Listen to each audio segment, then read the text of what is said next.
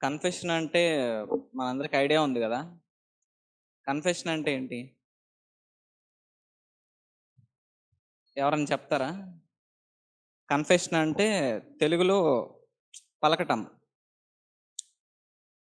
మన చర్చ్‌లో పలికిచ్చినప్పుడు కాకుండా, మనకెప్పుడు ఆ సమస్యొచ్చినప్పుడు వెంటనే మనం పలకటానికి అలవాటు చేసుకోవాలి. సో, ఇప్పటికే మనకు కొన్ని అలవాటయుంటాయి. అయి ఒకసారి చూద్దాం.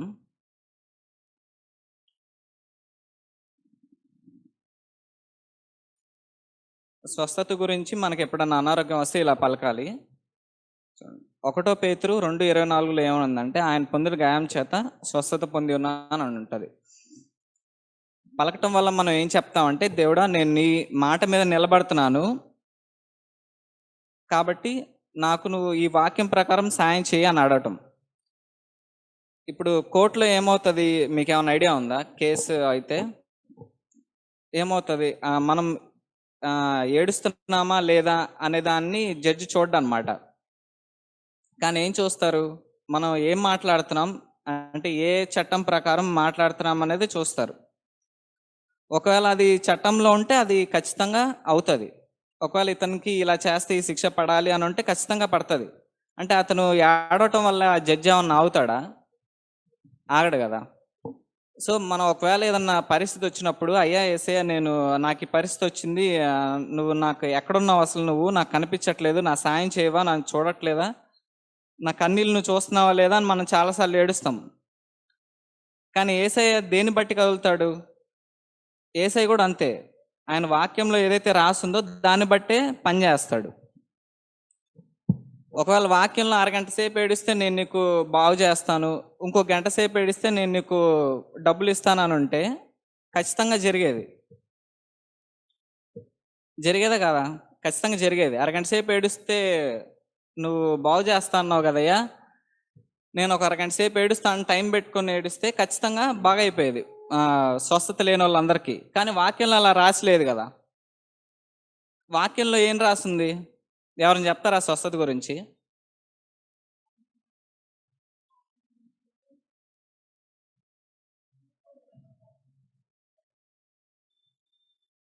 వాక్యంలో స్వస్థత గురించి ఏం రాస్తుంది? ఎవరైనా చెప్తారా? ఆ, అంటే మనం ఏం చేయాలి? ఆల్రెడీ దేవుడు దానికి మందు ఇచ్చేశాడు. మనం ఏం చేయాలి? దాన్ని తీసుకొని నమ్మాలన్నమాట. ఇప్పుడు ఎంతమంది చిన్నప్పుడు పుట్టంగాల్నే వ్యాక్సిన్ వేయించుకుంటారు, మీకు ఐడియా ఉందా? టీబీ వ్యాక్సిన్ వేయించుకుంటారు. అలా చాలా వ్యాక్సిన్లు ఉంటాయి. వైరస్లు రాకుండా హెపటైటిస్ ఇవన్నీ పోలియో చుక్కలు వేసుకుంటాం. ఇప్పుడు పోలియో ఎందుకు లేకుండా పోయింది? వ్యాక్సిన్ మనకు మందు తయారు చేశారు కాబట్టి పోలియో ఇప్పుడు ఎక్కడ కనిపించట్లేదు. కానీ ఇంతకుముందు అయితే చాలా మందికి వచ్చేది పోలియో. ఇప్పుడు ఎందుకు రావట్లేదు అంటే వ్యాక్సిన్ మనం వేసుకోవడం వల్ల. తయారు చేస్తే మనకు జబ్బులు రాకుండా ఉంటాయా? మనం తీసుకుంటే జబ్బులు రాకుండా ఉంటాయా? తీసుకుంటేనే జబ్బులు రాకుండా ఉంటాయి. చాలామంది ఏమనుకుంటారంటే దేవుడు ఏం చేయాలి, మందు కూడా వచ్చి మనకి ఇవ్వాలనుకుంటాం. బలవంతంగా ఎవరన్నా పోలియో చుక్కలు వేస్తారా? అంటే వాళ్ళ పర్మిషన్ లేకుండా ఇప్పుడు డాక్టర్ వెళ్ళి వేస్తామంటే ఒప్పుకుంటారా? ఒప్పుకోరు కదా. మనంతటా మనమే కావాలని మనం వెళ్ళి తీసుకోవాలి ఆ మందు. సో వాక్యమైనా అంతే. దేవుడు వచ్చి బలవంతంగా ఎవరిని నువ్వు ఖచ్చితంగా బాగుపడాలి, ఏంటి ఇలా బాగలేవు అని చెప్పి దేవుడు వచ్చి బలవంతం చేయడు. మనం ఏం చేయాలి? ఎవరైనా చెప్తారా? ఇప్పుడు ఎలాగైతే మనం మందు తయారు చేస్తున్నా మనం వెళ్ళి మాకు కావాలని తీసుకుంటామో, అలాగే మనం ఏం చేయాలి? వాక్యంలో అయ్యా ఇది ఉంది, నేను నమ్ముతున్నాను అని మనం నమ్ముతున్నామని దేవుడికి చూపించాలి. దేవుడికి ఎలా చూపిస్తాం? ఒక పద్ధతి ఏంటి? మాట్లాడటం వల్ల మనం చూపించినట్టు అవుతుంది. సో మనం ప్రేయర్ చేసేటప్పుడు ఏం చేయాలి? అయ్యా బాగు చేయవా, నన్ను ఎంతకాలం నేను ఇలా ఎంతకాలం నన్ను బాధ పెడతావు, నేనేం నేర్చుకోవాలి, నన్ను ఏమన్నా నేర్చుకోవడానికి నన్ను బాధ పెడుతున్నావా అనకుండా ఏం చేయాలి? నీ వాక్యంలో ఇలా రాసింది కదా, దాని ప్రకారం నాకు చెయ్యి అని అడగాలి. అర్థమవుతుంది కదా. సో ఈసారి ఎప్పుడన్నా అనారోగ్యం వచ్చినప్పుడు ఏం చేయాలి? ప్రేయర్ చేసేటప్పుడు అయ్యా ఎప్పుడు బాగు చేస్తావా, ఎంతకాలం పడుతుంది బాగు చేయడానికి అనకుండా, అది నీ వాక్యంలో ఇలా రాసింది కదా, ఆయన పొందిన గాయం స్వస్థత పొంది ఉన్నామని నేను దాన్ని నమ్ముతున్నాను, నన్ను బాగు చేయంటే వెంటనే బాగు చేస్తాడు దేవుడు.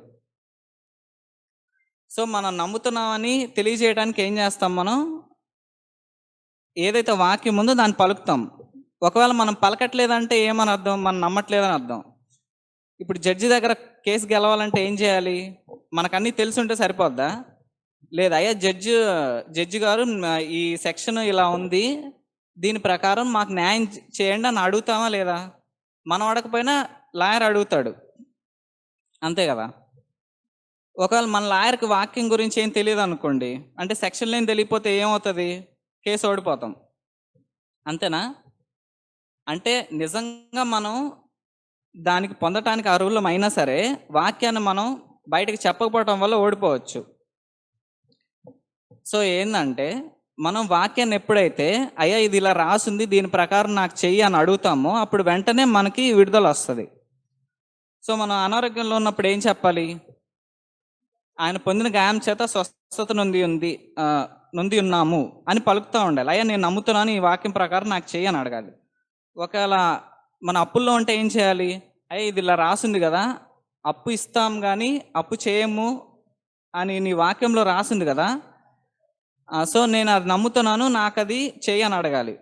సో ఎప్పుడు ప్రార్థన చేసినా మనం ఏం చేయాలి? ఉత్తగా అది చేయకోకుండా కోర్టులో ఎలాగైతే ఈ సెక్షన్ ప్రకారం ఇది ఉంది, ఈ సెక్షన్ ప్రకారం ఇలా ఉంది అని అలా అంటారో, ప్రేయర్లో కూడా ఏం చేయాలి మనం? అయ్యా ఈ వాక్యం ఇలా రాసింది, దీని ప్రకారం నాకు సాయం చేయి, ఈ వాక్యం ఇలా రాసింది, నేను నమ్ముతున్నాను, సాయం చేయంటే వెంటనే మనం విడుదల చూస్తాం.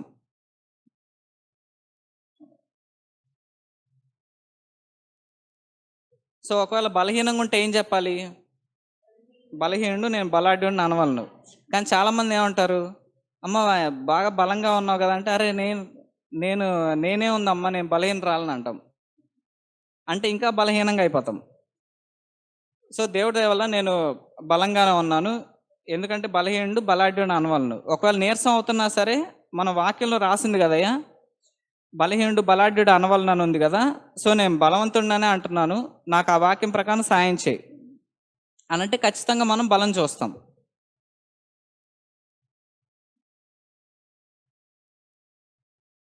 సో వాక్యంలో ఏముంది? క్రీస్తు యేసు మహిమలో మీ ప్రతి అవసరం తీర్చున్నానంది. సో ఎప్పుడన్నా అవసరాలు వస్తే మనం ఏం చేయాలి? అవసరాలు వచ్చి ఎవరిని అప్పు అడుగుదామా, లేదా ఎవరి దగ్గరికి వెళ్ళి సాయం అడుగుదామా, లేదా ఏం చేయాలని కృంగిపోకుండా ఏం చేయాలి? అయ్యి ఇది ఇలా రాసింది కదా, కాగా క్రీస్తు యేసు మహిమలో ప్రతి అవసరం తీర్చున్నానుంది. అంటే ఇప్పుడు ఎవరు ఐశ్వర్యం చెప్పున? క్రీస్తు యేసు ఐశ్వర్యం చెప్పున. సో దేవుడి ఐశ్వర్యాన్ని మనం ఈ లోకంలో పొందుకోవాలంటే ఏం చేయాలి? మనం వాక్యాన్ని నమ్మి దాని మీద నిలబడాలి. నా వాక్యం ముందు నిలిచి ఉండినట్ల మీరు బాగా ఫలిస్తారని ఉంటుంది. నిలిచి ఉండటం అంటే ఏంటి? మన వాక్యాన్ని పలుకుతూ ఉంటే దాన్ని నిలిచి ఉన్నట్టే. సో ఒకవేళ ఎగ్జామ్కి వెళ్ళే వాళ్ళు ఎవరిని ఉంటే ఏం పలకాలి? నువ్వేం పాస్ అవుతావు, నువ్వేం రాస్తావు అని అన్నప్పుడు, లేదు అలా కాదు, నేను తలగా ఉంటాను కానీ తోకగా ఉండను అనాలి. సో ఇప్పుడు ఒకసారి నాతో ఇవన్నీ పలకండి. బలహీనుడు బలాఢ్యుడు అనవలను. ఒకవేళ స్వస్థత గురించి అయితే, ఆయన పొందిన గాయం చేత నేను స్వస్థత నొంది ఉన్నాను. యెహోవా నిన్ను తలగా నియమించును గాని తోకగా నియమింపడు. నీవు పైవాడిగా ఉందువు కానీ తోకగా ఉండవు, కిందవాడిగా ఉండవు. నీవు అనేక జనములకు అప్పిచ్చేదవు కానీ అప్పు చేయవు. కాగా దేవుడు తన ఐశ్వర్యం చొప్పున క్రీస్తు యేసునందు మహిమలో మీ ప్రతి అవసరమును తీర్చును. ఓకే, లాస్ట్ ఇచ్చోండి. కొంచెంగా విత్తువాడు కొంచెంగా పంట కోయును, సమృద్ధిగా విత్తువాడు సమృద్ధిగా పంట కోయను. సరే, ఇదేంటంటే అంటే ఇది మనం ఎందుకు పలుకుతున్నాం అంటే మనకు అవగాహన రావాలి. మనం చాలామంది ఒక్కోసారి అంటే కానుకేసేటప్పుడు కూడా అంటే ఇంత ఇవ్వాలా అంత ఇవ్వాలని అనుకోవాల్సిన అవసరం లేదు, కానీ దేవుడు మనకి ఏదైతే ప్రేరేపిస్తున్నాడో దాన్ని మనం ఇచ్చే వాళ్ళలాగా ఉండాలి. చాలాసార్లు ఏమనుకుంటాం, మనకి ఈ ఇబ్బంది దీనివల్ల వచ్చింది, దానివల్ల వచ్చింది అనుకుంటాం. కొన్నిసార్లు మనం మన దేవుడు ప్రేరేపించిన దాన్ని ఇవ్వకపోవటం వల్ల కూడా మనకి ఇబ్బందులు రావచ్చు. సో ఒకసారి మనం ఉపవాసం టైంలో ఉన్నాం కదా. సో ఉపవాసం టైంలో ఉన్నాం కాబట్టి ఈ పాయింట్ ఒకసారి చూద్దాం.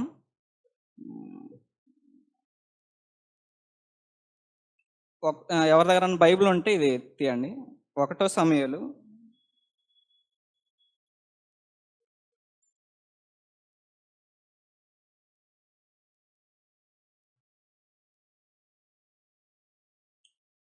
1 అధ్యాయం చూడండి.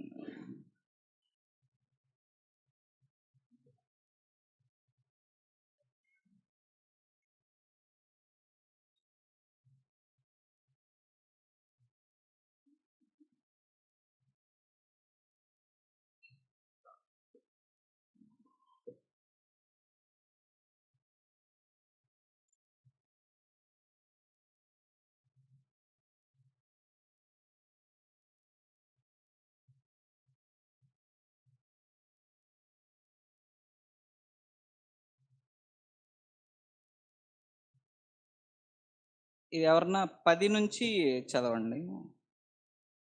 10వ వచనం నుంచి చదువుదాం.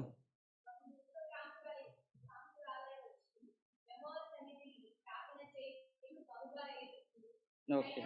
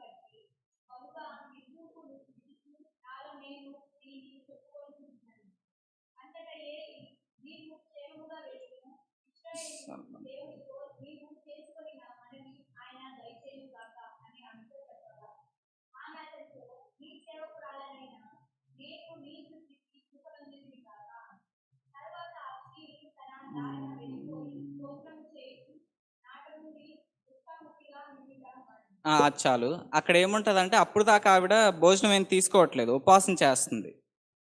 అక్కడ ఏముంటది లాస్ట్లో, అప్పటి నుంచి భోజనం తీసుకోవటం స్టార్ట్ చేసిందని ఉంటది.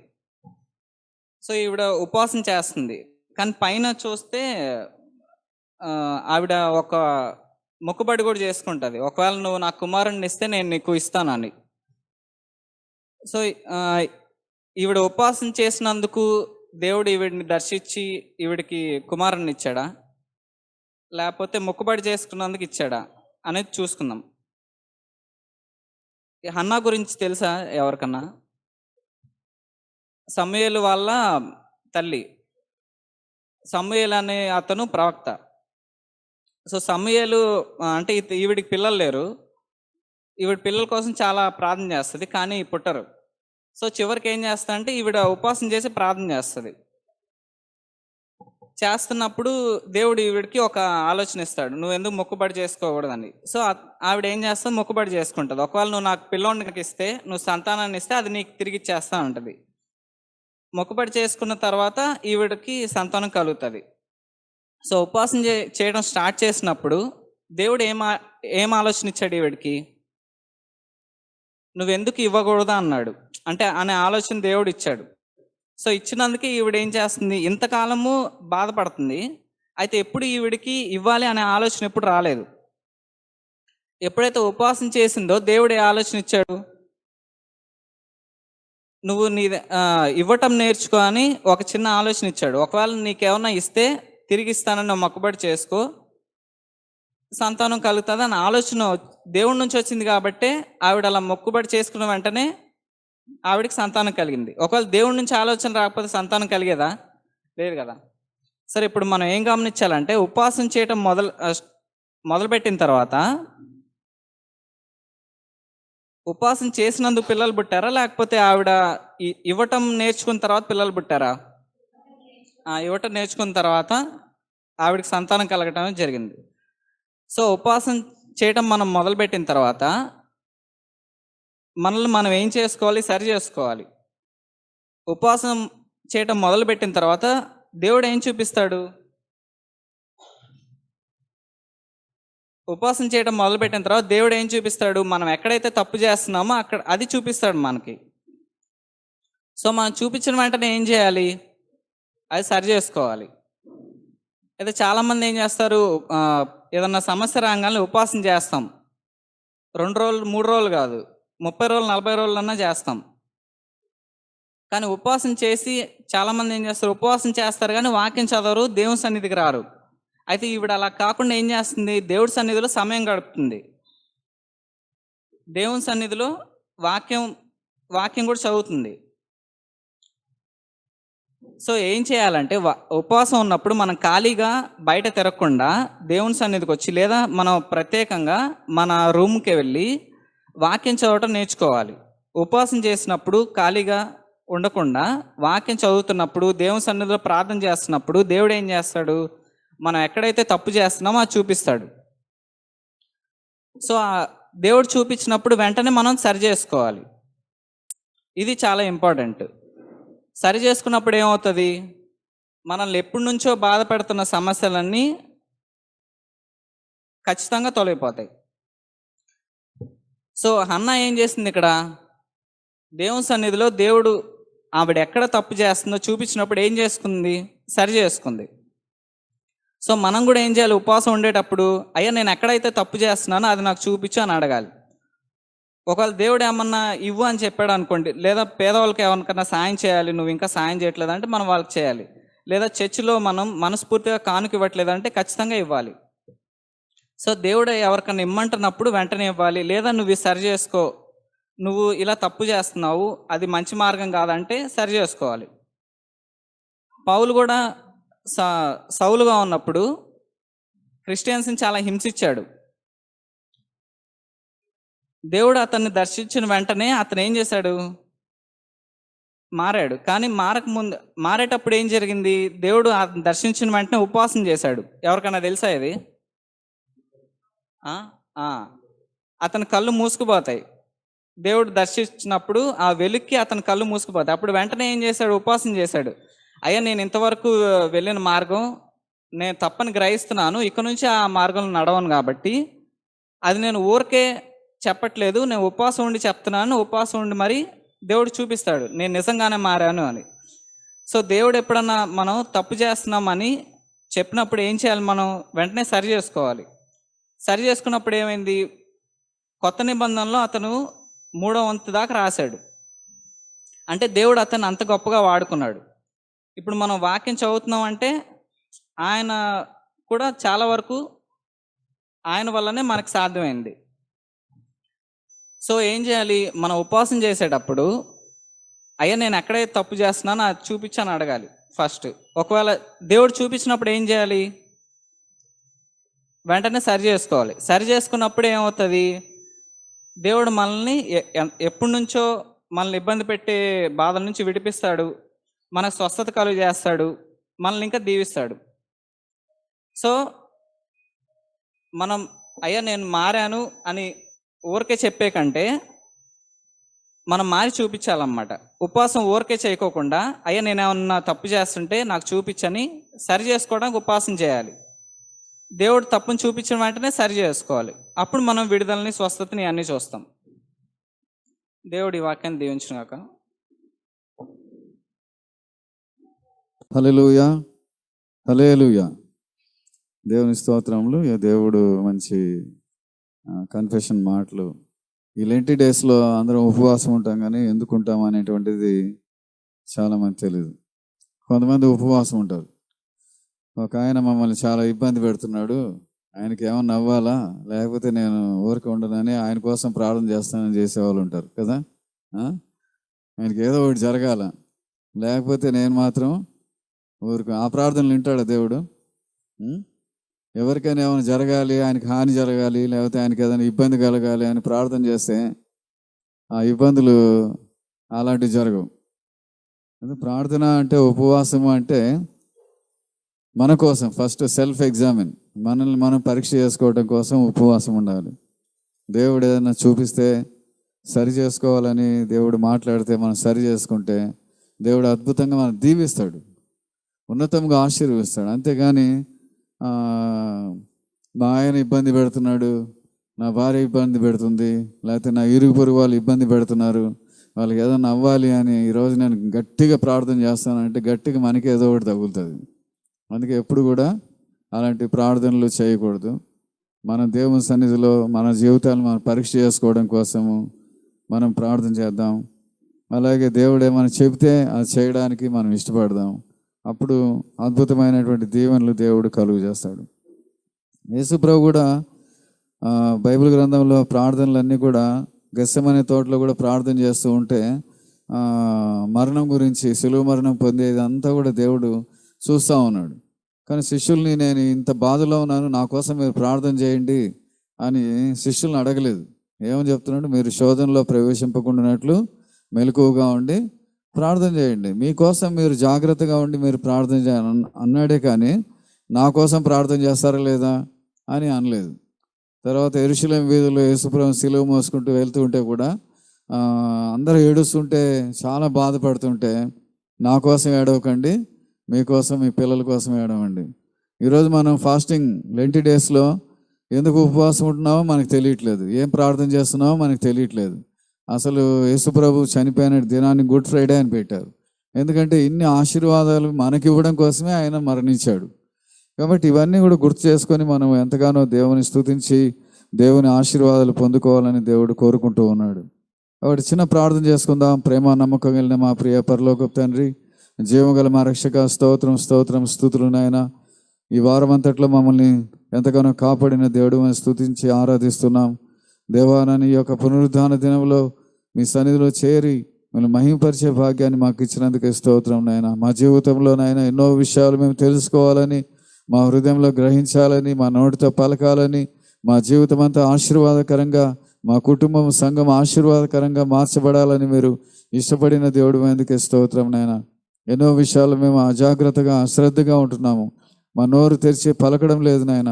దేవా, ఈ కన్ఫెషన్ని మేము నాయన ఎంతో పట్టుదలగా మా జీవితంలో ఒక అలవాటుగా చేసుకుని నాయన మీరు ఇచ్చినటువంటి వాగ్దానాలన్నీ నేను మేము పొందుకోవడానికి సహాయం చేయమని ప్రార్థన చేస్తుంటున్నాం. ఈ సమయంలో వాక్యం ద్వారా కూడా మాతో మాట్లాడి బలపరిచి ఆశీర్వదించమని నజరేయుడైన యేసుక్రీస్తు వారి అతి శ్రేష్టమైన నామములో ప్రార్థించి స్తుతించి అడిగి వేడుకుంటున్నాము తండ్రి, ఆమేన్. కాబట్టి స్తుతించడం కూడా దేవుని సన్నిధికి వచ్చి కొంతమంది ఊరికే కూర్చోకుండా ఇప్పుడు స్తుతించేటువంటి అనుభవం, అలవాటు మనకుంటే దేవుడు మనల్ని ఎంతగానో దీవించే దేవుడుగా ఉంటున్నాడు, ఎంతగానో మనల్ని ఆశీర్వించేటువంటి దేవుడుగా ఉంటున్నాడు. ఆనాడు సొలొమోను మందిరాన్ని కట్టిన తర్వాత దేవుడు ఆ యొక్క సంఘంలో లేకపోతే ఆ మందిరంలో దేవుని స్తుతించేటువంటి బిడ్డల్ని ఏర్పాటు చేశాడు. ఏర్పాటు చేశాడు. ఎందుకు ఏర్పాటు చేశాడంటే మనకి స్తుతించడం చాలా ఇంపార్టెంట్. స్తుతించడము, దేవుని ఘనపరచడము చాలా ప్రాముఖ్యమైనటువంటిది. అందుకని మనం ఎప్పుడు కూడా స్తుతించడం అనేటువంటిది, దేవుని ఆరాధించడము, మహిమపరచడం అనేటువంటిది మనం అలవాటుగా చేసుకోవాలి. మందిరానికి వచ్చిన తర్వాత మనం ఎన్నిసార్లు దేవుని స్తుతించేటువంటి అనుభవంలో ఉన్నాం, ఎన్నిసార్లు దేవానికి వందనాలు స్తోత్రాలు ప్రభువా అని అంటూ ఉంటే మన మైండ్ అటు ఇటు పోకుండా దేవుని స్తుతించి ఆ స్తుతి వలన మనకి ఎన్నో ఆశీర్వాదాలని మనం పొందుకోవడానికి దేవుడు సహాయం చేస్తాడు. అందుకని ఆదివారం అంటే ఆరాధన అంటే వర్షిప్, దేవుని స్తుతించడం అని. కాబట్టి మనం ఒక్కసారైనా దేవుని స్తుతించేటువంటి ఆ ఆలోచనలో మనం ఉన్నామా లేదా? దేవుని మందిరానికి వచ్చి మనం ఏం చేసాం? ఒక్కసారైనా దేవానికి వందనాలయ్యా, నన్ను ప్రాణంతో కాపాడావు. ఎన్నో రోగాలు, ఎన్నో వ్యాధులు, ఎన్నో మనుషుల్ని వెంటాడుతూ ఉన్నాయి, నన్ను కాపాడినందుకు నీకు వందనాలు ప్రభువా అని, మనల్ని, మన బిడ్డల్ని, మన కుటుంబాన్ని దేవుడు మంచిగా ఉన్నందుకు వందనాలు ప్రభువా అని ఎన్ని విషయాలు చెప్పొచ్చో వందనాలు. ఎన్ని విషయాల్లో మనము దేవుని కృతజ్ఞతలు చెల్లించవచ్చు. అందుకనే దినవృత్తాంతములు, 2వ దినవృత్తాంతముల గ్రంథంలో మనం చూస్తే 20వ అధ్యాయంలో, 2వ దినవృత్తాంతముల గ్రంథము 20వ అధ్యాయము 20వ అధ్యాయంలో మనం చూస్తే 21వ వచనం నుంచి 21వ వచనం నుంచి, మరియు అతడు 2వ దినవృత్తాంతములు 20వ అధ్యాయం 21వ వచనంలో, మరియు అతడు జనులను హెచ్చరిక చేసిన తరువాత యెహోవాను స్తుతించుటకు గాయకులను ఏర్పరిచి, ఎవరిని? గాయకులను, సింగర్స్ని ఏర్పరిచి. అందుకే సింగర్స్ కూడా ఆషామాషిగా ఎవరు కూడా ఏదో ఊరికే పాడుతా అనుకోవద్దండి. పాడిన తర్వాత పాడుతూ ఉంటే మనం కూడా నిలబడి లేతాడు కూర్చొని పాడుతూ ఉంటే దేవుడు ఎన్ని ఆశీర్వాదాలు ఇస్తాడో మనం తెలుసుకోగలం. గాయకులను ఏర్పరిచి వారు పరిశుద్ధ అలంకారములు ధరించి సైన్యం ముందర నడుచుచు యెహోవా కృప నిరంతరముండును, ఆయన స్తుతించుడి అని స్తోత్రం చేయుటకు వారిని నియమించెను. చూడండి, దేవుడు వారిని నియమించాడు.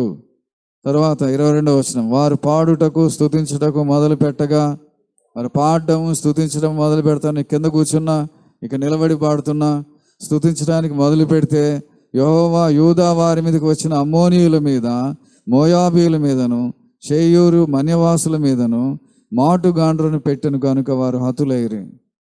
అంటే ఏమని అర్థం? మనం ఎప్పుడైతే స్తుతించడం అలవాటుగా చేసుకుంటూ ఉంటామో మన మీదకి సాతానుడు ఎన్ని విధాలుగా శత్రువులాగా అటాక్ చేయటానికి మన జీవితం మీద, మన కుటుంబం మీద ప్రయత్నాలు చేస్తూ ఉంటాడో, మనం ఎప్పుడైతే స్తుతించడం మొదలు పెడతామో అప్పుడు ఏమైపోతుందంటే దేవుడు వారిని హతం చేస్తాడంట. ఎవరిని? మన శత్రువుల్ని. అందుకే దేవా నేను ఇక్కడ నిలబడి పాడుతున్నాను, మందిరంలో కూర్చొని పాడుతున్నాను, నేను స్తుతిస్తున్నాను, నేను ఆరాధిస్తున్నాను అని మనము హృదయపూర్వకంగా దేవుని ఆరాధించినప్పుడు ఏమైపోతుంది? దేవుడు ఏం చేస్తాడంట? దేవుడు ఇమీడియట్ స్టెప్ ఏంటి? మన మీదకి వచ్చేటువంటి శత్రువులని, మన మీదకి వచ్చేటువంటి శత్రువుల మీద దేవుడు అటాక్ చేస్తాడు. ఎంత గొప్ప మాట చూడండి. నిజంగా ఆ మాట చదివితే నాకు చాలా ఆశ్చర్యం అనిపించింది. వారు పాడుటకు స్తుతించుటకు మొదలు పెట్టగా ఏదంట? యెహోవా యూదా వారి మీద కంటే దేవుని ప్రజల మీదకి వచ్చిన శత్రువులైనటువంటి అమ్మోనీయుల మీదను, మోయాబీయుల మీదను, షేయూరు మన్యవాసుల మీదను మాటుగాండ్రును పెట్టెను కనుక వారు హతులైరి. దేవుని స్తోత్రం, హల్లెలూయా. కాబట్టి దేవుడు మనం స్తుతించడం, నోరు తెరిచి ఆరాధించడం మొదలు పెడితే దేవుడు ఇమ్మీడియట్గా మన మీదకి ఉన్నటువంటి శత్రువు యొక్క సైన్యాన్ని, లేకపోతే ఆ యొక్క శోధనలు అన్నిటిని కూడా దేవుడు ఏం చేస్తాడు? ఆయన దూరం చేసేస్తాడు. అందుకని మనం ఆరాధించడం ఎందుకు? అందరినీ పాట పాడండి దేవుని స్తుతించండి అని ఎందుకు అంటామంటే, మన వెనకాల మన కుటుంబాల్ని, మనల్ని శోధించడానికి ఉన్నటువంటి శత్రువు యొక్క ఆ సమూహాన్ని దేవుడు నాశనం చేయడానికి ఇష్టపడతాం. మొదలు పెడితే చాలు, దేవుని స్తుతించడం మొదలు పెడితే చాలు, దేవుని ఆరాధించడం మొదలు పెడితే చాలు కదా, ఏం చేస్తాడు దేవుడు? ఆ శత్రువుల్ని హతం చేస్తాడు. అందుకనే ఈ సమయంలో మనం జ్ఞాపకం చేసుకోవాలి, దేవుని యొక్క సన్నిధిలో మనం దేవుని స్తుతించడము చాలా శ్రేష్టమైనటువంటి భాగ్యం. అందుకనే మనం దేవుని స్తుతించామా లేదా, నోరు తెచ్చి ఆరాధించామా లేదా, దేవానికి వందనాలు ప్రభువా అని దేవుని మందిరంలో మనం దేవుని సన్నిధిలో పలికామా లేదా, ఇది చాలా ఇంపార్టెంట్. అందుకనే మనము జ్ఞాపకం చేసుకోవాలి. దేవుని సన్నిధికి వచ్చి హన్నా కూడా ఏ విధంగా దేవుని సన్నిధిలో పలుకుతూ, దేవుని స్తుతిస్తూ, దేవుని మహింపరుస్తూ, ఒడంబడిక చేసుకొని, ఇలాగ తన నోరు తెరిచి కదా, గట్టికి కూడా పలకట్లేదు. ఆయన అక్కడ ఉన్నటువంటి యాజకుడు వినపడడం లేదంట. ఏందో మాట్లాడుతుంది, ఏమి మంచిగా ఉందా లేదా, ఏమైనా మత్తురాలయం ఉందా, ఏమైనా మద్యం తీసుకుందా ఏంటి అని ఆయనకు అర్థం కాకుండా ఉంది. నోరు మాత్రం కదులుతూ ఉంది, కళ్ళు మూసుకుంది, పలుకుతూ ఉంది. అది దేవుడికి ఆమెకి ఉన్నటువంటి ఆ యొక్క మధ్యలో జరిగేటువంటి సంభాషణ. కాబట్టి దేవుడు అది విన్నాడు. అందుకే మనం మందిరానికి వచ్చిన తర్వాత ఎంతసేపు మనం దేవుని స్తుతిస్తూ ఉన్నాం, ఎంత నిబంధన చేసుకుంటున్నాం, మన అక్కర్లేంటి, మన అవసరాలేంటి, మన పరిస్థితులు ఏంటి, దేవుని సన్నిధిలో చెప్పే వాళ్ళంగా మనం ఉండాలి. ఎన్నోసార్లు మర్చిపోతూ ఉంటాం, నా అవసరాలన్నీ ఎట్లా తీరుతాయిలే, ఏదో ఉందిలే, ఆ మార్గం ఉందిలే, ఈ మార్గం ఉందిలే అని మనం అనుకుంటూ ఉంటాం. కాబట్టి దేవుని సన్నిధిలో దేవుడు మనకి అనుగ్రహించినటువంటి గొప్ప భాగ్యం. ఈ యొక్క అవకాశాన్ని మనం సద్వినియోగం చేసుకోవాలి. ఏ కష్టం ఉన్నా, ఏ శోధన ఉన్నా, ఏ అనారోగ్యం ఉన్నా దేవుని సన్నిధిలోకి వచ్చి మనము ఆ యొక్క దేవుని ప్రార్థన చేస్తే, నోరు తెరిచి మనం పలికితే, అన్న నోరు తెరిచి పలుకుతూ ఉంది, ఆ దేవుడు వింటూ ఉన్నాడు. మనసులో అనుకోవచ్చుగా కూర్చొని కదా, ఏం సారా అనుకోవచ్చు కదా, మనసులో అనుకోవచ్చుగా నా కష్టం ఉంది దేవా నువ్వు చూడు అని అనుకొని మనసులో నోరు తెరవకుండా ఉంటే అయిపోయేది కదా.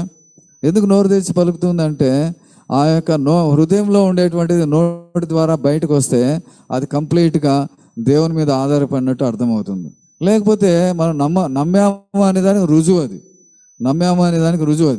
కాబట్టి మనం మన జీవితంలో అలాంటి గొప్ప విశ్వాసం కలిగి నమ్మకం కలిగినటువంటి బిడ్డలంగా మనం జీవించాలని దేవుడు కోరుకుంటూ ఉన్నాడు.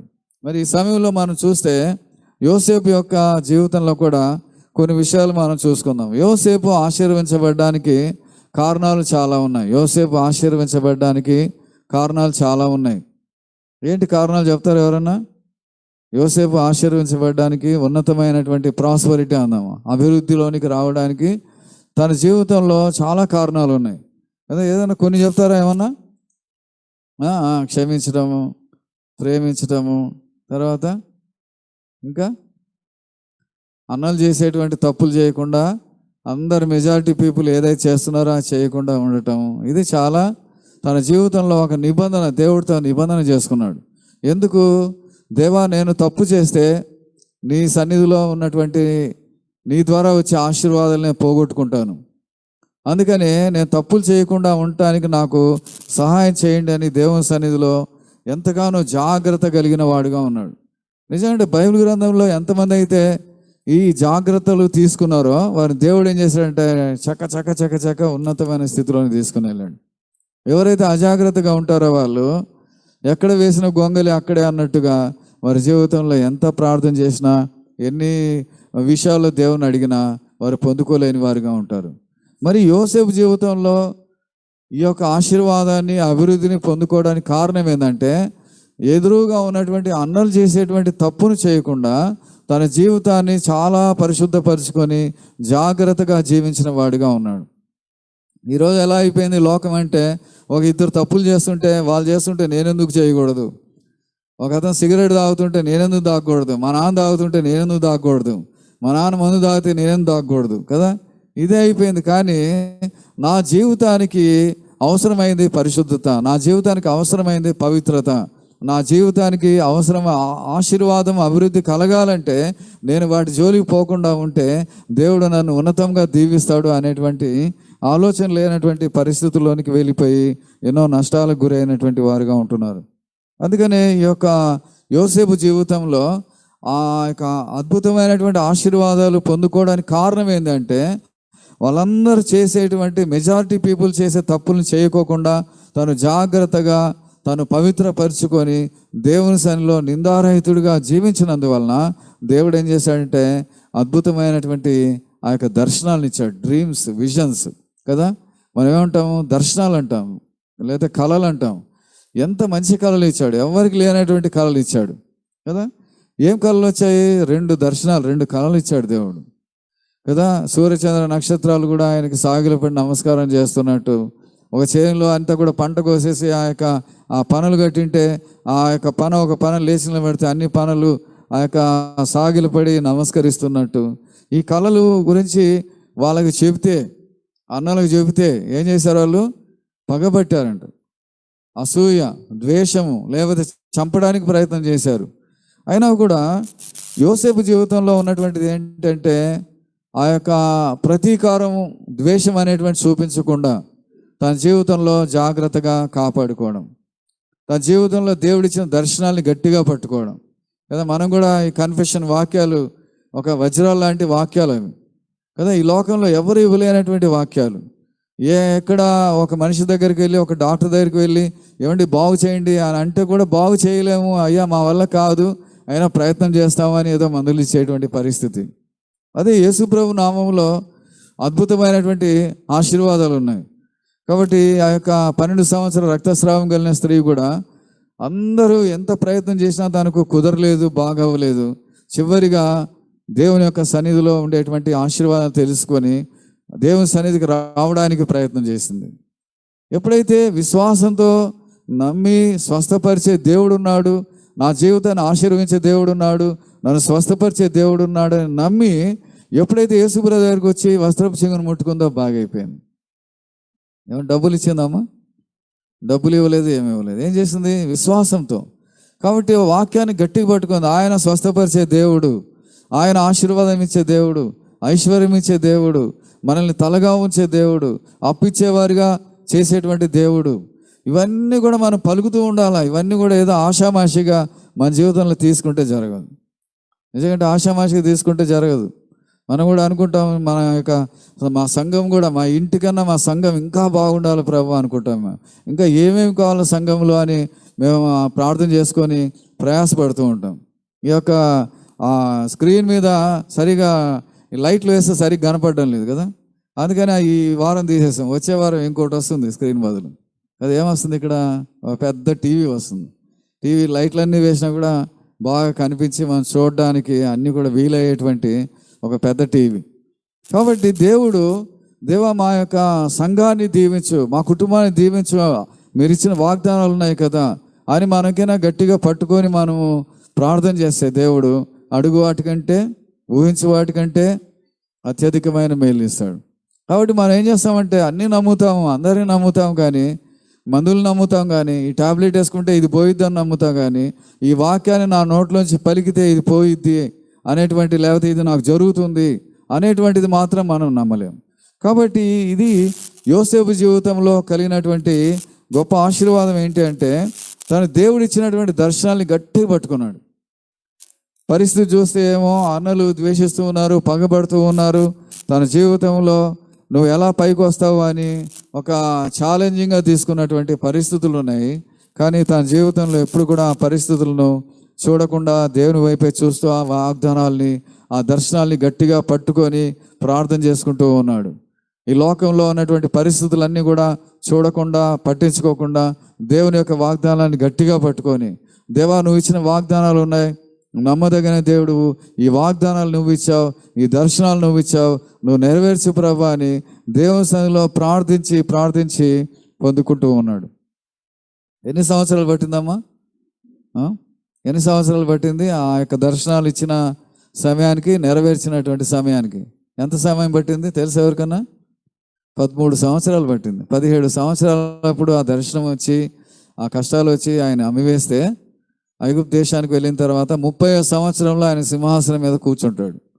30వ సంవత్సరంలో దేవుడు తనకు దేవుని యొక్క ఆశీర్వాదము, ఆ యొక్క ఫుల్ఫిల్మెంట్, ఎప్పుడైతే ఆ వాగ్దానాలు ఇచ్చాడో అవి నెరవేరుస్తాడు దేవుడు. కాబట్టి 13 సంవత్సరాలు టైం పట్టింది కదా. మనం ఏం చేస్తాము? ఒక్క నిమిషం కూడా మనం ఓర్చుగా. అంటే యోసేపులో ఏముంటుందంటే పేషెన్స్ ఉంది. యోసేపులో ఓపిక, ఓర్పు అనేటువంటిది, సహనం అనేటువంటిది ఉంది. అన్నలు వచ్చి కొడుతూ ఉన్నా, తిడుతూ ఉన్నా, తన యొక్క గుడ్డలని తీసేసినా కూడా, ఆ గుంటలో పడేసినా కూడా మనం అనుకుంటాం ఇప్పుడు ఈ శ్రమల దినాల్లో అదే మనం నేర్చుకోవాలి. దేవా యోసేపు తన జీవితంలో ఎంత ప్రేమ చూపించాడు. సొంత అన్నలే, సొంత ఆ యొక్క తోబుట్టులే, ఒక తండ్రి కొడుకులే వీళ్ళందరూ, సొంత తమ్ముడు అనేటువంటి, చిన్నవాడు అనేటువంటి కనికరం లేకుండా తను ఎంతగానో హింసిస్తూ ఉంటే మేలే చేశాడు. అన్నం తీసుకుని వెళ్ళినటువంటి ఆ యొక్క తమ్ముడిని ఎవరైనా కొడతారా కదా? ఎవరైనా ఆ యొక్క గుడ్డలన్నీ తీసేస్తారా? ఆ గుంటలో పడేస్తారా? ఎంతగా హింసించారు, చంపడానికి కూడా ప్రయత్నం చేశారు. అంటే ఇలాంటి శ్రమల్లో ఏం చేసి ఉంటాడమ్మ? గుంటలో పడి ఏం చేసి ఉంటాడు? దేవా మా అన్నయ్యల్ని క్షమించవా, మా అన్నయ్యలు అనవసరంగా నన్ను తిడుతున్నారు, అనవసరంగా నన్ను కొడుతున్నారు, అనవసరంగా నా మీద పగబెట్టారు ప్రభువా, వారిని క్షమించవా అని దేవుని సన్నిధిలో వేడుకుంటూ ఉన్నాడు కదా. స్టెఫెన్ కూడా అదే ప్రార్థన చేశాడు. రాళ్లతోటి కొడుతూ ఉంటే చనిపోయేటువంటి సమయంలో మోకరించి ఏమని ప్రార్థన చేశాడు? తండ్రి ఈ పాపం వారి మీద మోపకము కదా. తండ్రి ఈ పాపం వారి మీద మోపకము. మన జీవితంలో మనం ఎంతమంది ఒక చిన్న మాట అంటేనే మనం ఓర్చుకోలేము. భర్త ఒకవేళ తిట్టాడు అనుకోండి, లేకపోతే ఎవరన్నా అన్నారనుకోండి, మనం ఏం చేస్తాము? ఎన్నిసార్లు అనాలో, ఎంత అనాలో, ఎంత శక్తితోటి, ఎంత గట్టిగా అనాలో మనం నేర్చుకొని అంటాం కదా. మనం ఎప్పుడు కూడా ఏముందిలేండి అని మనము దేవుడు ఎంత ఆ సిలువలో ప్రేమ చూపించాడు అనేటువంటి ఆ ప్రేమను, సహనాన్ని పక్కన పెట్టేస్తూ ఉంటాం. అందుకని యోసేపు మాదిరిగా ఉన్నాడు. యేసు ప్రభు ఆ శ్రమలు కానీ అవన్నీ కూడా యోసేపు మాదిరిగా ఉన్నటువంటి పరిస్థితులు మనం చూస్తాం. యేసు ప్రభు కూడా 30 సంవత్సరాలప్పుడు పరిచయం ప్రారంభిస్తాడు కదా, రక్షణ సువార్తను ప్రకటిస్తాడు. తర్వాత యోసేపు కూడా 30 సంవత్సరాల్లో సింహాసనం మీద కూర్చుంటాడు. చూడండి, అందుకనే చాలా ఆ యొక్క సంబంధం యేసు ప్రభుకి ఈ యొక్క యోసేపుకి ఉన్నట్టుగా మనం చూస్తాం. ఎన్ని వెండి నాణాలకు అమ్మబడ్డాడు యేసు ప్రభు? 30 వెండి నాణెములకు. యోసేపు 20 వెండి నాణేలా ఏంటి? 20 తులముల వెండికి కదా, 20 తులముల వెండికి అమ్మివేయబడ్డాడు. కాబట్టి ఇలాంటి రిలేషన్ అంతా చూస్తే ఎంత యేసు ప్రభుకు మాదిరిగా ఉన్నాడు. మనము ఆ యొక్క లక్షణాలన్నీ చూస్తే చాలా గొప్ప లక్షణాలు. యోసేపు తన జీవితంలో ప్రేమను కలిగినటువంటి వాడుగా, క్షమాగుణం కలిగిన వాడుగా, ఓర్పు సహనం కలిగిన వాడుగా, ఆ యొక్క యేసు ప్రభు ప్రేమనంతటిని చూపించినటువంటి వాడుగా ఉంటున్నాడు. ఈరోజు మన జీవితాన్ని మనం పరీక్ష చేసుకుంటే దేంట్లో కూడా నేను తగ్గను కదా, నేను తగ్గను అంటాం కదా. కొంతమంది యాక్షన్లు చేసి చూపిస్తూ ఉంటారు, నేను తగ్గేదే లేదని కదా. అట్లా ఉండకూడదు మనం. అందుకని ఆశీర్వాదాలన్నీ పోగొట్టుకుంటున్నాం. నేనెందుకు తగ్గుతాను? ఆయనే మారాలా, ఆమె మారాలా, వాళ్ళే ఓ మెట్టు దిగాలా అనేటువంటి పరిస్థితుల్లో ఉంటున్నారు. అందుకనే ఎన్నో ఆశీర్వాదాలను మనం పోగొట్టుకుంటూ ఉన్నాం. ఎన్నో మన జీవితంలో దేవుడు తీసుకొచ్చి మన ముందు పెట్టినటువంటి ఆ బ్లెస్సింగ్స్ అన్ని కూడా పోగొట్టుకుంటూ ఉన్నాం. కాబట్టి ఇక్కడ యోసేపు తన జీవితంలో ఆశీర్వాదాన్ని పొందుకోవడానికి కారణం ఏంటి అంటే, తన జీవితంలో ఎంతగానో ప్రేమ చూపించాడు, సహించాడు, ఓర్చుకున్నాడు, భరించాడు. అయినా దేవుడు తన జీవితంలో దేవుడు ఇచ్చినటువంటి వాగ్దానాన్ని నెరవేర్చినటువంటి వాడుగా ఉంటున్నాడు. కాబట్టి యోసేపు జీవితంలో మనము జ్ఞాపకం చేసుకుంటే ఒక అద్భుతమైనటువంటి ఒక ప్రాస్పెరిటీ, లేకపోతే అభివృద్ధిని, ఆశీర్వాదాన్ని దేవుడు తనకు అనుగ్రహించినట్టుగా చూస్తుంటున్నాం. ఎప్పుడైతే మనము ఈ లక్షణాలన్నీ కలిగి ఉంటామో అప్పుడు ఎవరు మనకు తోడుగా ఉంటారు? దేవుడే మనకు తోడుగా ఉంటాడు. చూడండి, యోసేపు జీవితంలో మనం చూస్తే యోసేపుకు యెహోవా తోడై ఉండెను అనేటువంటి మాట ఉంది. చూడండి, ఇక్కడ మనం చూస్తే 37వ అధ్యాయము, క్షమించండి 39వ అధ్యాయము 2వ వచనం.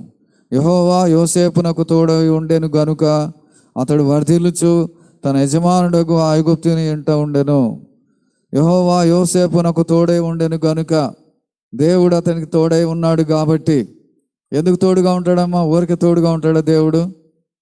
దేవా నువ్వు నాకు తోడుగా ఉండు, నువ్వు నాకు సహాయం చేయి, నేను ప్రయాణం చేస్తాను నాకు తోడుగా ఉండు, నేను పరీక్షకి వెళ్తాను తోడుగా ఉండు, అన్నింటిలో మనం నువ్వు రా అంటూ ఉంటాం. ఏది? సెక్యూరిటీ లాగా కదా. అలా కాదు. దేవుడు మన యొక్క ప్రవర్తన బాగుంటే, మన మంచి హృదయంతో ఉంటే, మనం క్షమించే గుణం ఉంటే, ప్రేమించే గుణం ఉంటే, ఓర్చుకునేటువంటి గుణం ఉంటే, దేవా నీ యొక్క దర్శనాలని, నీ వాక్యాలని గట్టిగా పట్టుకుంటాను ప్రభువా, ఈ లోకంలో నాకు ఎదురయ్యేటువంటి పరిస్థితులు నేను చూడను ప్రభువా, నీ వైపే చూస్తానని గట్టిగా పట్టుకుంటే దేవుడు ఏం చేస్తాడు? దూతలే కాదు నేనే వస్తాను ఉండు అంటాడు కదా. ఆనాడు మరియమ్మ దగ్గరికి ఎవరిని పంపించాడు దేవుడు? గబ్రియేల్ దూతను పంపించాడు. ఇంకా మనం మంచిగా ఉంటే ఏమంటాడు? నేనే వస్తా ఉండు అంటాడు కదా. నేనే వస్తా ఉండు అంటాడు. కాబట్టి ఇక్కడ యెహోవా యోసేపునకు తోడై ఉండెను కనుక అతడు వర్ధిల్లుచు ఏమంట ఐగుప్తినే ఉండెను. కాబట్టి దేవుడు ఎంత ఆశీర్వాదము, అభివృద్ధిని కలుగు చేస్తున్నాడో మనం చూస్తున్నాం. ఇంకా 21వ వచనంలో కూడా చూస్తే, 21వ వచనంలో, అయితే యెహోవా యోసేపునకు తోడై ఉండి అతని యందు కనికరపడి అతని మీద ఆ చెరసాల యొక్క అధిపతి కటాక్షము కలిగినట్లు చేశాను. చూడండి, యెహోవా యోసేపునకు తోడై ఉండి ఎన్నిసార్లు అయిందమ్మా ఇప్పుడు ఈ అధ్యాయంలోనే? 2 సార్లు ఆ మాట విన్నాం. మళ్ళీ చూడండి 23వ వచనంలో, యెహోవా అతనికి తోడై ఉండెను గనుక ఆ చెరసాల అధిపతికి అతని చేతికి అప్పగింపబడిన దేని గురించి విచారణ చేయక ఉండెను, అతడు చేయనది యావత్తు యెహోవా సఫలపరచునట్లు చేశాను. దేవుని స్తోత్రం, హల్లెలూయా. కాబట్టి దేవుడు తోడై ఉండెను, యోసేపుకు తోడై ఉన్నాడు. అదే దేవుడు ఈరోజు నీకు కూడా తోడుగా ఉంటానంటాడు. నాకు తోడుగా ఉంటానంటాడు. కారణం ఏంటంటే మనము మన జీవితాల్లో యథార్థమైనటువంటి హృదయం కలిగి, పవిత్రమైనటువంటి హృదయం కలిగి, మనం దేవా నేను కూడా నీలాగా జీవిస్తాను ప్రభువా, యోసేపులాగా తన జీవితంలో ఎంతో పవిత్రమైనటువంటి హృదయంతో ఎలా జీవించి ఆశీర్వదించబడ్డాడో నేను కూడా ఆ విధమైనటువంటి ఆశీర్వాదాన్ని నేను కలిగి ఉంటాను ప్రభువా, నాకు సహాయం చేయండి అంటే దేవుడు తప్పకుండా మనకు సహాయం చేస్తాడు. కాబట్టి ఈ యొక్క సమయంలో దేవుడు మన జీవితంలో ఆశీర్వాదం, అభివృద్ధిని కలుగు చేయాలి అంటే, మనకు కూడా దేవుడు మనకు తోడుగా ఉండాలి అంటే, మనం కూడా చాలా విషయాల్లో మనము జాగ్రత్తగా మనం యొక్క దేవుని యొక్క లక్షణాలు కలిగి ఉండాలి. చూడండి, ఈ యొక్క ప్రాస్పరిటీ అనేటువంటివి మనము దేవుడు తోడుగా ఉండాలి అనేటువంటిది ఒకటి. అభివృద్ధి, దేవుని ఆశీర్వాదం, అభివృద్ధి మన జీవితంలో కలగాలి అంటే గాడ్ విత్ మ్యాన్, దేవుడు మనతో ఉండాలి. దేవుడు మనతో ఉండాలంటే మన హృదయాన్ని సరి చేసుకోవాలి. సీఎం జగన్ రావాలంటే ఒంగోలుకి వరకు వస్తాడా? సడన్గా వచ్చేసి నేను ఇక్కడ ఒంగోలుకి వచ్చాను అంటే ఎట్లుంటుంది? దానికి చాలా ఆ యొక్క ఏర్పాట్లు ఉంటాయి కదా, చాలా ప్రయత్నాలు, చాలా పోలీసు వాళ్ళు, అధికారులు అందరూ చాలా జాగ్రత్తలు తీసుకున్న తర్వాతనే, ట్రయల్స్ అన్నీ అయిపోయిన తర్వాతనే హెలికాప్టర్ కూడా వచ్చి దిగి మళ్ళీ వెళ్ళి అని చూస్తే పర్లేదు బాగుంది అంటేనే జగన్ వచ్చాడు కదా, లేకపోతే వస్తారు. అలాగే మన హృదయంలోనికి దేవుడు వచ్చి మనం దీవించాలి అంటే మన హృదయాన్ని మనం ఏం చేయాలంటే చాలా జాగ్రత్తగా సిద్ధపరచుకోవాలి. అందుకనే ఈ యొక్క దేవుని సన్నిధి సిద్ధపరచుకునేటువంటి స్థలం. అందుకని దేవా నా హృదయాన్ని నీ కోసం సిద్ధపరచుకుంటున్నానంటే దేవుడు మన జీవితంలో ఉండటానికి ఇష్టపడతాడు. రెండవది ఏంటంటే విధేయత, ఒబీడియన్స్ అనేటువంటిది చాలా ఇంపార్టెంట్. మనం అభివృద్ధిలోనికి, ఆశీర్వాదంలో రావాలి అంటే, దేవుడు మనతో ఉండాలి అంటే రెండవ స్టెప్ ఏంటంటే విధేయత, ఒబీడియన్స్ అనేటువంటిది చాలా ఇంపార్టెంట్. చాలాసార్లు మనము విధేయత చూపించలేకపోతాం. యోసేపు విధేయత చూపిస్తూ ఉన్నాడు, తన తండ్రి చెప్పిన మాట వింటున్నాడు, అన్నల్ని కూడా గౌరవిస్తున్నాడు, ప్రేమిస్తున్నాడు, ఏది చెప్పినా చేస్తూనే ఉన్నాడు, కానీ తిరగబడడం లేదు. నాకు బలం ఉంది కదా, నేను మా అన్న అంత వాడిని అయిపోయాను కదా, మా అన్నం తిరగబడి కొట్టగలను కదా అనేటువంటి ఆలోచనే రానివ్వకుండా చాలా జాగ్రత్తగా తను తగ్గించుకున్నాడు. దేవా నువ్వు ఎలాంటి దేవుడివో తెలుసుకున్నాను, పగ తీర్చడం నా వంతు అన్నవిగా నేను పగ తీర్చుకొని ప్రభు అని దేవుని చేతిలోనికి ఆ పరిస్థితిని అప్పచెప్తే. అందుకని దేవుడు ఎప్పుడు కూడా మన జీవితంలో ఉండేటువంటి కష్టాలు ఎన్నో ఉంటాయి. ఏంటంటే పలానామ ఈ బాధ పెట్టింది, పలానా ఆయన ఈ బాధ పెట్టాడు, మా జీవితంలో ఈ కష్టాలండి, మా ఈ జీవితంలో ఈ బాధలండి, మేము ఈ అప్పులు అవడానికి కారణం వాళ్ళండి, ఎన్నెన్నో చెప్తూ ఉంటాము, ఎన్నెన్నో చేస్తుంటాము. ఆ ఫైల్ అంతా ఒక పెద్ద ఫైల్ తయారు చేసుకుంటామంట కదా, ఒక పెద్ద ఫైల్ తయారు చేసుకుంటామంట. నేను ఎప్పుడో ఒకసారి వాళ్ళకి చెప్పకపోతానా, ఎప్పుడో ఒకసారి నేను ఇవన్నీ కూడా చూడకపోతానా, ఒక సమయం రాకపోతుందా అనుకుని ఒక ఫైల్ తయారు చేసి పెట్టుకుంటామంట. దేవుడు అంటాడంట, ఆ ఫైల్ నా చేతికి ఇస్తే నేను దీవిస్తాను, నేను ఆశీర్వదిస్తాను అంటాడంట. అందుకని యోసేపు ఆ ఫైల్ అంతా కూడా అన్నలు ఏం చేస్తున్నారో, ఏం తిట్టారో, ఏం కొట్టారో, ఏం బాధ పెడుతున్నారో ఆ ఫైల్ అంతటిని ఎప్పటికప్పుడు దేవునికి ట్రాన్స్ఫర్ చేస్తూ ఉన్నాడంట. దేవా ఇదంతా నాకు సంబంధం లేదు నాయన, నీ మాట వింటున్నాను, నీ యొక్క మాట ప్రకారంగా జీవిస్తున్నాను, నా పరిస్థితుల్లో కలిగేటువంటి ఈ యొక్క అవరోధాలు, ఆటంకాలన్నీ కూడా నీ సన్నిధిలో సమర్పిస్తున్నాను అని దేవునికి ట్రాన్స్ఫర్ చేసినప్పుడు, తన హృదయం అంతా నిర్మలమైన హృదయంగా ఉన్నప్పుడు దేవుడు ఏం చేస్తున్నాడు, ఎట్లా ఆశీర్వదించాలి అని ప్లాన్ చేస్తూ ఉన్నాడు. దేవుని ఆ యొక్క ఆజ్ఞ లేకుండా వాళ్ళు ఆ గుంటలో పడేయలేదు, దేవుని ఆజ్ఞ లేకుండా ఐగుప్తు దేశానికి వెళ్ళటానికి అమ్మివేయలేదు. అన్నిట్లో కూడా దేవుడు ఉన్నాడు.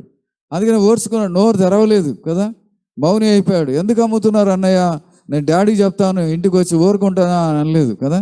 17 సంవత్సరాలు అంటే ఇంటర్మీడియట్ అయిపోయే వయసు కదా, మీ అంత వయసు పిల్లలు ఇప్పుడు ఇంటర్మీడియట్ చదువుతూ, సెకండ్ ఇయర్ చదువుతున్న అంత వయసులో తన నోరు తెరవకుండా తగ్గించుకొని మౌని అయిపోయాడంటే ఈ లెంటి డేస్లో కూడా మనం నేర్చుకోవాలి. యోసేపు జీవితంలో, తన జీవితంలో ఎదురైనటువంటి సమస్యలన్నింటినీ, ఆ ఫైల్ అంతటినీ దేవుడికి ఇచ్చేస్తున్నాడు. దేవా ఈ ఫైల్ నేను చూడను, నాకు అవసరం లేదు, ఓపెన్ చేసుకొని నేను చూడను, నువ్వే చూసుకొని ఆ ఫైల్ని దేవుడికి ట్రాన్స్ఫర్ చేసినప్పుడు దేవుడు స్టెప్ బై స్టెప్ ఏం చేయాలి, ఎలా ఆశీర్వించాలని దేవుడు ప్లాన్ చేసి దేవుడు ఉన్నతంగా దీవిస్తున్నాడు. అందుకని యోసేపు జీవితంలో తను ప్రాస్పరిటీ, అభివృద్ధిలోకి రావడానికి కారణం ఏంటంటే తన జీవితంలో ఒబీడియన్స్, విధేయత. ఇంకోటి ఏంటంటే మెడిటేషన్ అంటాం, ధ్యానం కదా. ఎప్పుడైతే ఈ వాక్యాలు దేవుడు ఈ దర్శనాలు ఇచ్చాడో దాన్ని ఎప్పుడు రోజు రిమైండ్ చేసుకుంటూ ఉన్నాడు. మనకు కూడా అనారోగ్యం ఉందంటే మనము ఎప్పుడు కూడా ఆ మాట పలుకుతూ ఉంటే, నీవు పొందిన దెబ్బల ద్వారా నాకు స్వస్థత కలిగింది అని అంటూ ఉంటే ఆటోమేటిక్గా మనలో ఒక చేంజ్ వస్తుంది. ఏ యొక్క ప్రాబ్లం అయినా, ఎలాంటి అనారోగ్యమైనా, మనకున్న అప్పులు ఉన్నాయి, బాధలు ఉన్నాయి, కష్టాలు ఉన్నాయి. మనకి కొంతమంది అంటుంటారు, ఇది ఇంతేనండి, ఈ అప్పులు పోవండి, ఈ సమస్యలు పోవండి, మనం ఇల్లు అమ్మేసుకున్నా కూడా ఈ సమస్యలు పోవు, లేకపోతే ఇంకా ఏం చేసినా కూడా ఇవి పోవు అనేటువంటి పరిస్థితులు ఉంటాయి. యోసేపు ఒక బానిసగా ఉన్నటువంటి ఒక స్లేవ్, బానిసను దేవుడు ఏం చేశాడు, అసలు ఆ దేశం వాడు కాదు, ఐగుప్తు దేశం వాడు కాదు, అలాంటి వ్యక్తిని దేవుడు ఏం చేశాడు, ఐగుప్తు దేశంలోనే ఆ యొక్క ఫరో అంతటి వాడిని కూడా అంతటి వాడిగా చేశాడు. దేవుని స్తోత్రం, హల్లెలూయా.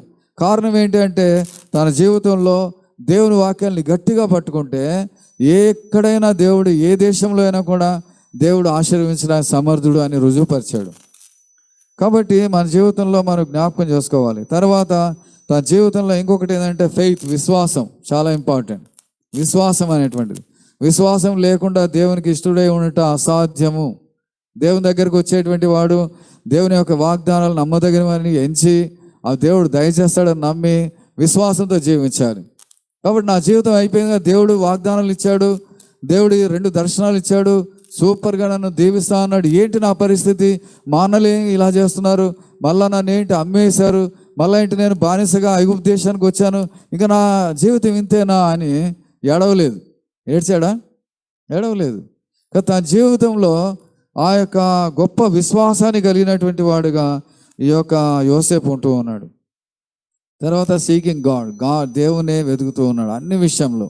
చూడండి, పోతిఫర్ భార్య కూడా శోధించినప్పుడు ఏమంటున్నాడు, ఎవరు చూస్తున్నారు అంటున్నాడు, ఎవరికి విరోధంగా పాపం చేయకూడదు అంటున్నాడు, దేవునికి విరోధంగా నేను ఇంత ఘోరమైనటువంటి పాపం చేయకూడదు. అంటే దేవుడు చూస్తున్నాడు అనేటువంటి ఆలోచన తనలో ఉండి తన జీవితాన్ని చాలా జాగ్రత్తగా కాపాడుకున్నాడు. కాబట్టి తన జీవితంలో ఉన్నతమైనటువంటి ఆశీర్వాదాన్ని దేవుడు ఇచ్చాడు కదా.